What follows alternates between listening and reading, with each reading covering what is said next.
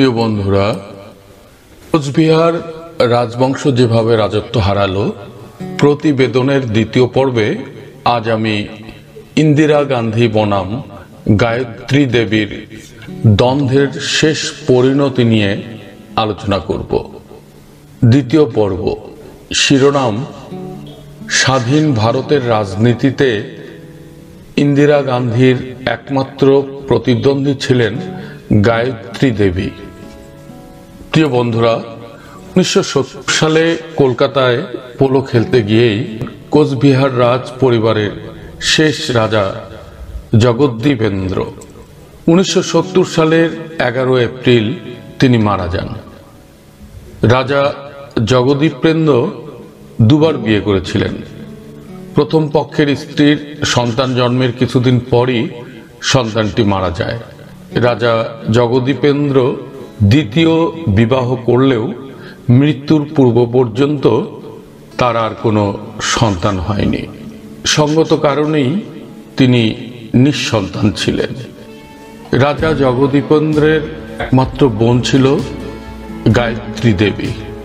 রাজমাতা মহারানী গায়ত্রী দেবী, যার সৌন্দর্যের খ্যাতি দেশে বিদেশে ছড়িয়ে পড়েছিল, তিনিও উচ্চশিক্ষিত ছিলেন। কোচবিহারের রাজবংশে 1919 সালের 23 মে জন্মগ্রহণ করেছিলেন গায়ত্রী দেবী। তার বাবা জিতেন্দ্র নারায়ণ ছিলেন কোচবিহারের মহারাজা। মা ইন্দিরা রাজে ছিলেন মারাঠা রাজকুমারী। তার ঠাকুরদা ছিলেন মহারাজ নৃপেন্দ্র নারায়ণ ভূপ বাহাদুর। ঠাকুমার নাম ছিল ঠাকুমা। কোচবিহারের মহারানী সুনীতি দেবী ছিলেন ব্রাহ্ম নেতা কেশবচন্দ্র সেনের মেয়ে। গায়ত্রী দেবীর পড়াশোনা শুরু লন্ডনের প্রিপারেটরি স্কুলে, তারপর বিশ্বভারতীর পাঠভবন এবং পরে উচ্চশিক্ষা সুইজারল্যান্ডে। তিনি ছিলেন অত্যন্ত দক্ষ ঘোড়সাওয়ার এবং পলো খেলোয়াড়। ভালোবাসতেন শিকার করতে এবং নিত্য নতুন গাড়ি চালাতে।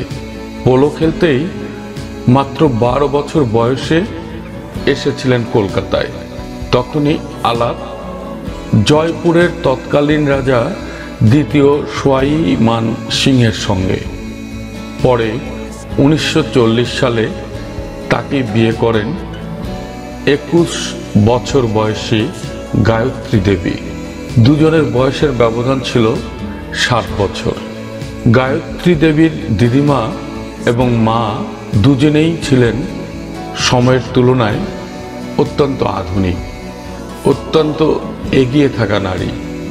তাদের থেকেই সেই ধারা পেয়েছিলেন গায়ত্রী দেবী নিজেও।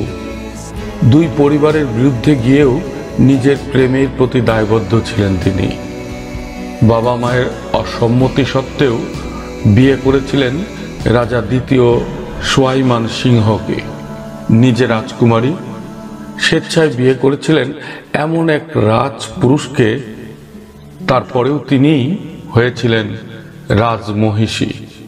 ব্যক্তিত্ব, সৌন্দর্য ও আধুনিকতায় অনবদ্য জয়পুরের প্রাক্তন মহারানী গায়ত্রী দেবী।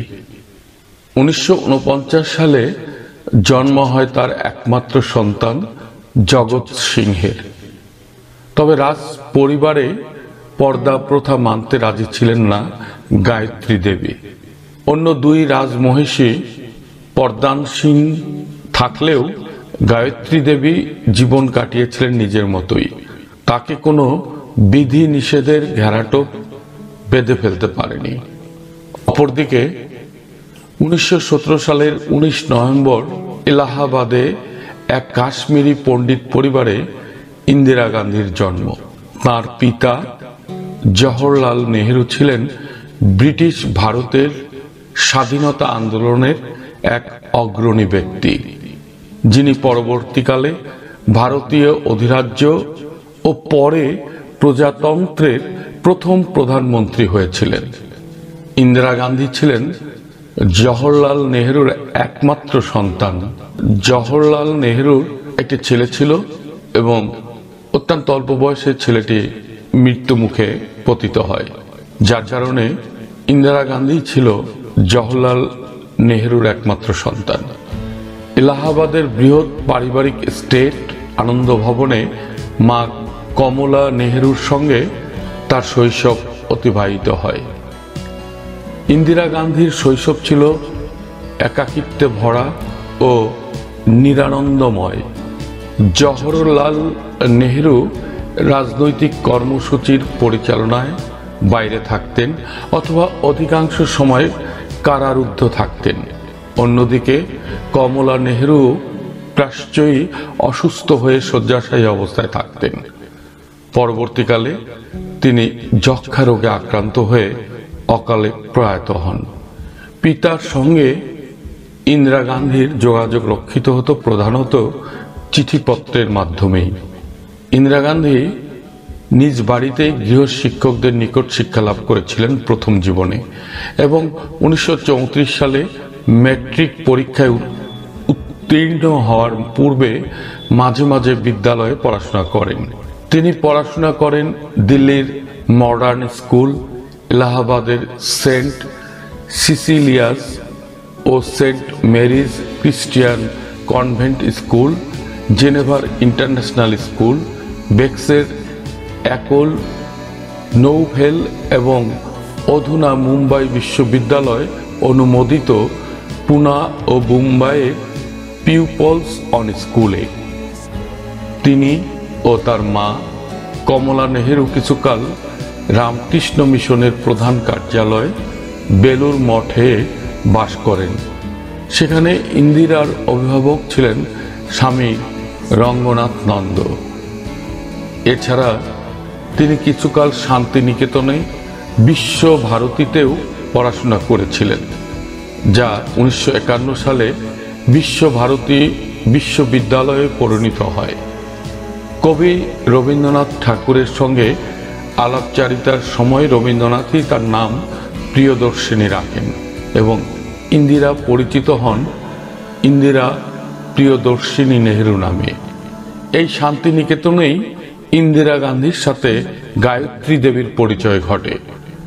গায়ত্রী দেবী একে তো রাজকন্যা ছিলেন, অপরদিকে মেধাবী ও সুন্দরী ছিলেন। এখানেই দুজনার মধ্যে বন্ধুত্ব শুরু না হয়ে শত্রুতা শুরু হয়ে যায়। ইন্দিরা গান্ধী গায়ত্রী দেবীকে দেখে ঈর্ষান্বিত হন। তাকে একদম সহ্যই করতে পারতেন না। যদিও 1 বছর পরেই ইন্দিরাকে শান্তিনিকেতনে পড়াশোনা অসমাপ্ত রেখে ইউরোপে তার অসুস্থ মায়ের নিকট যেতে হয়েছিল। সেখানে মায়ের মৃত্যুর পর ইন্দিরা অল্পকাল ব্যাডমিন্টন স্কুলে পড়াশোনা করেন। তারপর 1937 সালে ইতিহাস অধ্যয়নের জন্য সামারভিল কলেজে ভর্তি হন।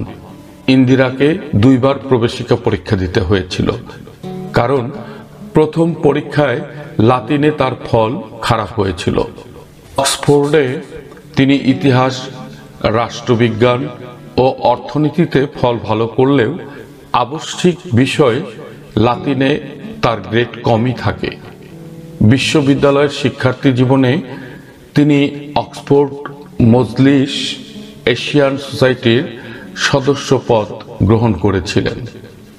স্বাধীন ভারতের রাজনীতিতে ইন্দিরা গান্ধীর একমাত্র প্রতিদ্বন্দ্বী ছিলেন গায়ত্রী দেবী।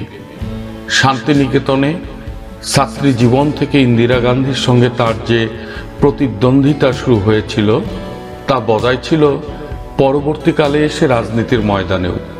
বন্ধুরা, পরবর্তী পর্বে আমি ইন্দিরা গান্ধী ও গায়ত্রী দেবীর রাজনৈতিক দ্বন্দ্ব নিয়ে কথা বলবো। ততক্ষণ পর্যন্ত আমার প্রোফাইলের সাথে থাকুন।